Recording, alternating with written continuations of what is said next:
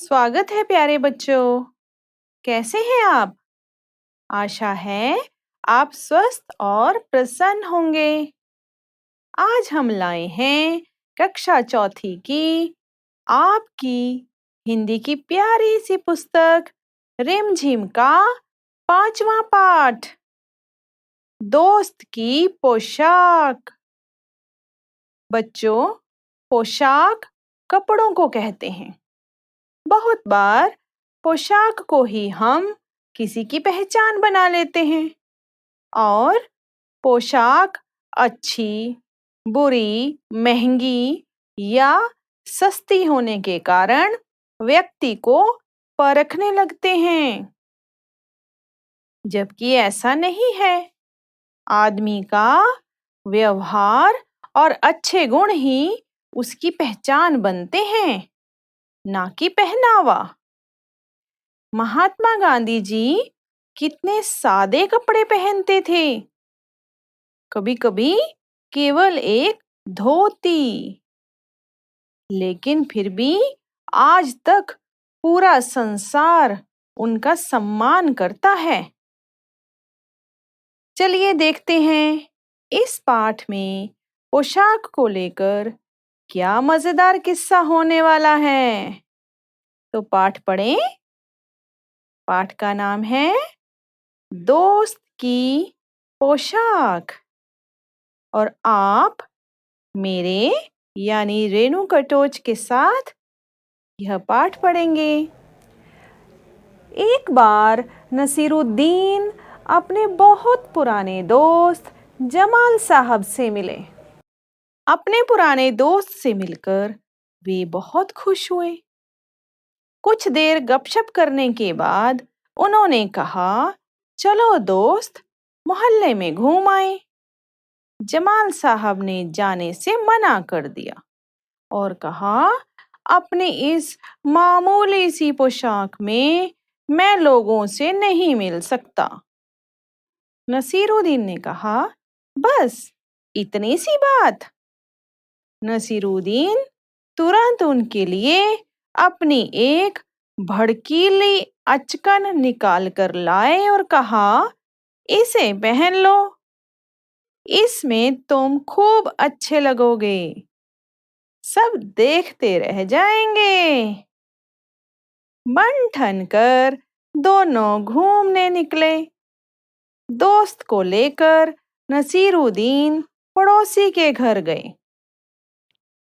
नसीरुद्दीन ने पड़ोसी से कहा, ये हैं मेरे खास दोस्त जमाल साहब। आज कई सालों बाद इनसे मुलाकात हुई है। वैसे जो अचकन इन्होंने पहन रखी है वह मेरी है। यह सुनकर जमाल साहब पर तो मानो घड़ों पानी पड़ गया।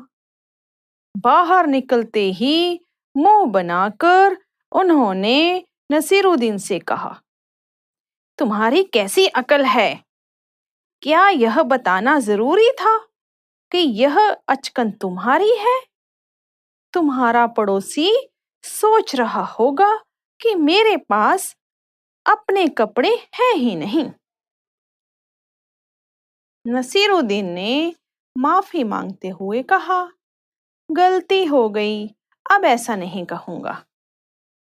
अब नसीरुद्दीन उन्हें हुसैन साहब से मिलवाने ले गए। हुसैन साहब ने गर्मजोशी से उनका स्वागत सत्कार किया।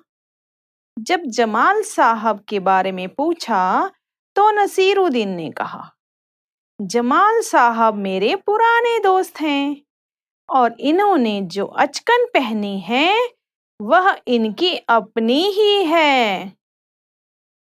जमाल साहब फिर नाराज हो गए। बाहर आकर बोले, झूठ बोलने को किसने कहा था तुमसे? क्यों? नसीरुद्दीन ने कहा, तुमने जैसा चाहा मैंने वैसा ही तो कहा। पोशाक की बात कहे बिना काम नहीं चलता क्या? उसके बारे में ना कहना ही ठीक है। जमाल साहब ने समझाया। जमाल साहब को लेकर नसीरुद्दीन आगे बढ़े। तभी एक अन्य पड़ोसी मिल गए। नसीरुद्दीन ने जमाल साहब का परिचय उनसे करवाया। मैं आपका परिचय अपने पुराने दोस्त से करवा दूं। यह हैं जमाल साहब, और इन्होंने जो अचकन पहनी है उसके बारे में मैं चुप ही रहूं तो अच्छा है।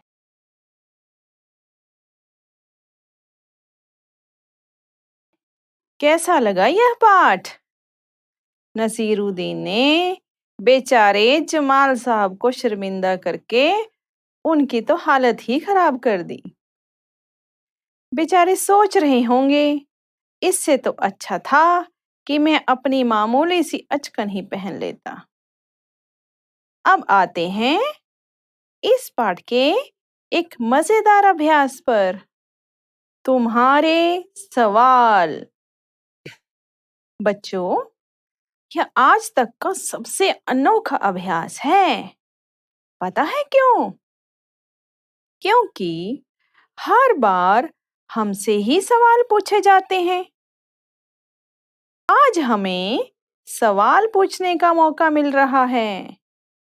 मतलब कि यहाँ हम केवल प्रश्न बनाएंगे, पर उनके उत्तर नहीं देंगे।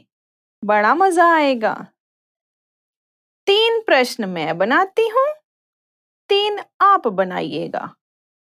ठीक है, तो शुरू करें। पहला सवाल, जमाल साहब ने किसकी अचकन पहनी थी? याद है ना? हमने इसका उत्तर नहीं देना, केवल प्रश्न प्रश्न बनाने हैं। दूसरा प्रश्न, जमाल साहब कहाँ घूमने गए? तीसरा सवाल, नसीरुद्दीन ने जमाल साहब को किनसे मिलवाया? अब 3 प्रश्न आप बनाइए। एक और बढ़िया सा अभ्यास ते हैं, सही या गलत। आप जल्दी से ऊंची आवाज में उत्तर देना, सही या गलत। शुरू करें। पहला वाक्य है, तीसरे मकान से बाहर निकलते ही जमाल साहब नसीरुद्दीन से खुश हो गए होंगे। सही या गलत? उत्तर है गलत। वो तो नाराज हो गए कि उन्होंने बार बार अचकन की बात करके उन्हें शर्मिंदा कर दिया। दूसरा वाक्य, जमाल साहब अपनी मामूली पोशाक में घूमने इसलिए नहीं जाना चाहते होंगे क्योंकि उन्हें शर्म आ रही थी। सही या गलत? सही। अगला वाक्य, नसीरुद्दीन का सारा ध्यान अपनी अचकन पर ही बना रहा। सही या गलत? ये भी सही। आगे बढ़ें। घड़ों पानी पड़ना, इस मुहावरे का मतलब हो सकता है बहुत शर्मिंदा होना। सही या गलत? ये भी सही। अब अंतिम है, ईद का चांद होना। इस मुहावरे का अर्थ होगा रोज रोज दिखाई देना। सही या गलत? गलत। क्योंकि ईद का चांद तो बहुत दिनों बाद दिखाई देता है, जिससे यह मुहावरा बना है। अब करते हैं शब्दों का हेर फेर।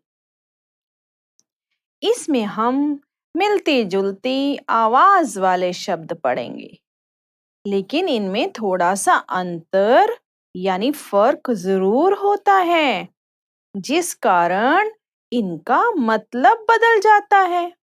जैसे पीता, पिता। पीता मतलब कुछ पीना, जैसे राम पानी पीता है। जबकि पिता, पिता पापा को कहते हैं। पिताजी खाना बना रहे हैं। और वाक्य देखें। झूठा, जूठा। झूठा का वाक्य है राजेश झूठा है। उसने मेरी पुस्तक ली और कहा कि उसने नहीं ली। और जूठा का वाक्य, भैया इस गिलास में पानी मत पीना, ये गिलास जूठा है। इसका मतलब कि इस गिलास में पहले से ही किसी ने पानी पिया है, तो ये जूठा है। आगे सीखिए और शब्द। घड़ा, गढ़ा। घड़ा, घड़ा तो सबने अपने अपने घर में देखा होगा। तो इसका वाक्य बनेगा घड़े में पानी ठंडा रहता है।